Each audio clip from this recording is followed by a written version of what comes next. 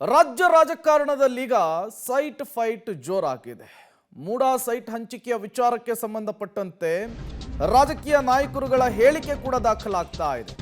MUDA site ಹಂಚಿಕೆಯ ಹಗರಣಕ್ಕೆ H D. Kumaraswamy big twist ಕೊಟ್ಟಿದ್ದಾರೆ. ಸಿಎಂ ಕುರ್ಚಿ ಮೇಲೆ ಕಣ್ಣಿಟ್ಟವರಿಂದ ಮೂಡಾ ಹಗರಣ ಬಯಲಾಗಿದೆ. ಡಿಸಿಎಂ ಡಿಕೆಶಿ ವಿರುದ್ಧ ಕುಮಾರಸ್ವಾಮಿ ಅವರು ಪರೋಕ್ಷವಾಗಿ ಬಾಂಬ್ ಅನ್ನು ಸಿಡಿಸಿದ್ದಾರೆ. ಸಿಡಿ ಫ್ಯಾಕ್ಟರಿ ಬಂದಾಯಿತು, ಮೂಡಾ ಫ್ಯಾಕ್ಟರಿ ಆರಂಭವಾಗಿದೆ. ಇಷ್ಟು ದಿನ ಹೊರಗೆ ಬರದ ಹಗರಣ ಈಗ ಯಾಕೆ ಬಂದಿದೆ ಅಂತ ಹೇಳಿ ಕೇಂದ್ರ ಸಚಿವರು ಪ್ರಶ್ನೆ ಮಾಡಿದ್ದಾರೆ. ಹಗರಣ ಆಚೆ ಬರಲಿಕ್ಕೆ ಕಾಂಗ್ರೆಸ್ನವರೇ ಒಳಗೆ ಕುಮ್ಮಕ್ಕನ್ನ ಕೊಡ್ತಾ ಇದ್ದಾರೆ. ಈ ಬಗ್ಗೆ ನನಗೆ ಮಾಹಿತಿ ಇದೆ ಅಂತ ಹೇಳಿ ಎಚ್.ಡಿ. ಕುಮಾರಸ್ವಾಮಿ ಅವರು ಹೊಸ ಬಾಂಬ್ ಅನ್ನು ಸಿಡಿಸಿದ್ದಾರೆ. ಮೈಸೂರಿನಲ್ಲಿ ಕೇಂದ್ರ ಸಚಿವ ಎಚ್.ಡಿ. ಕುಮಾರಸ್ವಾಮಿ ಕೊಟ್ಟಂತಹ ಹೇಳಿಕೆ ಸಹಜವಾಗಿಯೇ ಚರ್ಚೆಗೆ ಗ್ರಾಸವಾಗ್ತಾ ಇದೆ. ಈಗಾಗಲೇ ರಾಜ್ಯ ಕಾಂಗ್ರೆಸ್ನಲ್ಲಿ ಸಿಎಂ ಡಿಸಿಎಂ ವಿಚಾರಕ್ಕೆ ದೊಡ್ಡ ಮಟ್ಟದ ಜಟಾಪಟಿ ಆಗ್ತಾ ಇದೆ. ಬಣ ರಾಜಕಾರಣ ಇರೋದು ಜಗಜ್ಜಾಹೀರಾಗ್ತಾ ಇದೆ. ಈ ಸಂದರ್ಭದಲ್ಲಿ ಎಚ್.ಡಿ. ಕುಮಾರಸ್ವಾಮಿ ಅವರು ಮೂಡಾ ಸೈಟ್ ಹಂಚಿಕೆಯ ವಿಚಾರಕ್ಕೆ ಹೊಸ ಬಾಂಬ್ ಅನ್ನು ಸಿಡಿಸಿದ್ದಾರೆ. ಇಲ್ಲ, ಪತ್ರಿಕೆಲ್ಲ ನೋಡ್ತಾ ಇದ್ದೀನಿ. ನನಗೆ ರಾಜ್ಯದ ರಾಜಕಾರಣದ ಆಸಕ್ತಿಗಿಂತ ಹೆಚ್ಚಾಗಿ ಈಗ ಏನು ನನಗೆ ಕೇಂದ್ರದಲ್ಲಿ ಪ್ರಧಾನಮಂತ್ರಿಗಳು 2 ಜವಾಬ್ದಾರಿಯುತವಾದ ಇಲಾಖೆ ಕೊಟ್ಟಿದ್ದಾರೆ, ಅದರ ಕಡೆ ನನ್ನ ಗಮನ ಇದೆ. ನಾನು ಕರ್ನಾಟಕ ರಾಜ್ಯದಲ್ಲಿ ಏನು ನಡೀತಿದೆ ಅಂತಕ್ಕಂಥದ್ದು ಇಲ್ಲಿ ಬಂದಂಥ ಸಂದರ್ಭದಲ್ಲಿ ಮೊನ್ನೆ ಏನು ಗ್ರಹಿಸಿದ್ದೇನೆ. ಇಲ್ಲಿ ಆ ಮುಖ್ಯಮಂತ್ರಿಯ ಸ್ಥಾನಕ್ಕೆ ಪೈಪೋಟಿ ನೀವು ಪ್ರತಿನಿತ್ಯ ಬರೀತಾ ಇದ್ದೀರಿ, ನಂದಲ್ಲ ಇದು. ಆ ಪೈಪೋಟಿನಲ್ಲಿ ಪಾಪ ಮುಖ್ಯಮಂತ್ರಿಗಳ ಪಾರದರ್ಶಕತೆ, ಅವರ ಆಡಳಿತ ಹೇಗಿದೆ ಅಂತಕ್ಕಂಥದ್ದನ್ನ ಅವರ ಪಕ್ಷದಲ್ಲೇ ಇರ್ತಕ್ಕಂಥವ್ರು ಮುಖ್ಯಮಂತ್ರಿ ಆಸೆ ಇಟ್ಟವರು ಇದೆಲ್ಲವನ್ನು ಎಕ್ಸ್ಪೋಸ್ ಮಾಡಿ ಅವ್ರನ್ನ ಇಳಿಸ್ಲಿಕ್ಕೆ ಏನೇನು ಮಾಡಬೇಕು ಅಂತ ಹೊರಟಿದ್ದಾರೆ ಅನ್ನೋದು ಚರ್ಚೆ ನಡೀತಾ ಇದೆ ರಾಜಕೀಯದ ವಲಯದಲ್ಲಿ. ಅದನ್ನು ನಿಮ್ಮ ಮುಂದೆ ಹೇಳಿ.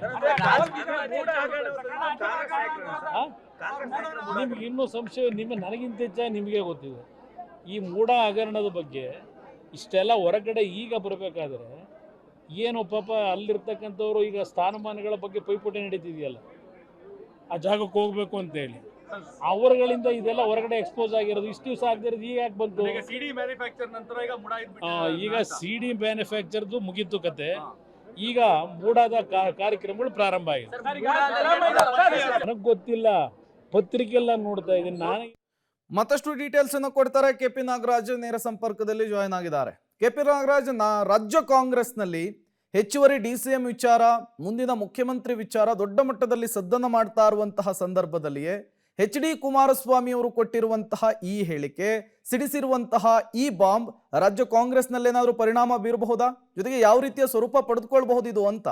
ನಿಶ್ಚಿತವಾಗ್ಲೂ ಕೂಡ ಕುಮಾರಸ್ವಾಮಿ ಅವರ ಈ ಒಂದು ಮಾತು ಖಂಡಿತವಾಗ್ಲೂ ಕೂಡ ಕಾಂಗ್ರೆಸ್ನ ಒಳಗಡೆಗೆ ಮತ್ತೊಂದಿಷ್ಟು ಚರ್ಚೆಗೆ ಇದು ಆಸ್ಪದವನ್ನು ಕೊಡುತ್ತೆ. ಯಾಕಂದರೆ ನೇರವಾಗಿ ಕುಮಾರಸ್ವಾಮಿ ಅವರು ಹೇಳ್ತಾ ಇರುವಂಥದ್ದು, ಸಿಎಂ ಕುರ್ಚಿಯ ಮೇಲೆ ಆಸೆ ಇಟ್ಟಂಥವರೇ ಈ ಹಗರಣವನ್ನು ಹೊರಗಡೆ ತಂದಿದ್ದಾರೆ. ಇಷ್ಟು ದಿನಗಳ ಕಾಲ ಈ ಹಗರಣ ಯಾಕೆ ಹೊರಗಡೆ ಬಂದಿರಲಿಲ್ಲ? ಅಲ್ಲಿಗೆ ಸಿಡಿ ಫ್ಯಾಕ್ಟ್ರಿ ಬಂದಾಯಿತು, ಈಗ ಮೂಡಾ ಫ್ಯಾಕ್ಟ್ರಿ ಓಪನ್ ಆಗಿದೆ ಅನ್ನುವಂಥದ್ದು ಕುಮಾರಸ್ವಾಮಿ ಅವರ ಮಾತು.